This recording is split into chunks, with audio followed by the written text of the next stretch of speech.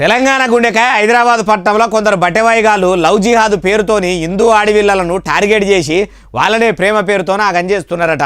Yanamala Revanth sir ముఖ్యమంత్రి కం police మంత్రిగా ఉన్న తెలంగాణలో లవ్ జిహాద్ పేరుతోని మోసాలు జరుగుడేందే అంటే ఇక బండి సంజయ్ సార్ చెప్తున్నాడు. నుండి మొన్ననే ఇక్కడ హిందువులు అనేటువంటి ఈ బెంగాల్ సమాజం పట్ల ఎంఏం పార్టీ మద్దతు ఎంఏం పార్టీ సపోర్ట్ తో కొంతమంది గుండాలు డ్రగ్స్ ఇచ్చి గంజా ఇచ్చి చాక్లెట్ల పేరుతోని కేక్ల పేరుతోని వాళ్ళకు డ్రగ్స్ ఇచ్చి ఏ విధంగా లోబర్చుకునే ప్రయత్నం చేస్తున్నారు, లవ్ జిహాద్ పేరుతోని ఏ విధంగా హిందూ అమ్మాయిలను మోసం చేసే ప్రయత్నం చేస్తున్నారు.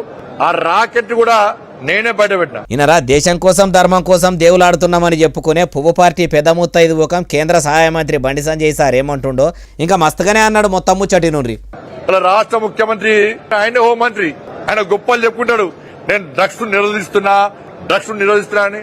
అరే ఫామ్ హౌస్ లో దావతులు జరిగితే వచ్చిన ఇన్ఫర్మేషన్ తో దాడి చేయడం కాదు, అసలు డ్రగ్స్ ఎక్స్చేంజ్ జరుగుతున్నాయి. డ్రగ్స్ సప్లై చేసేది ఎవరు?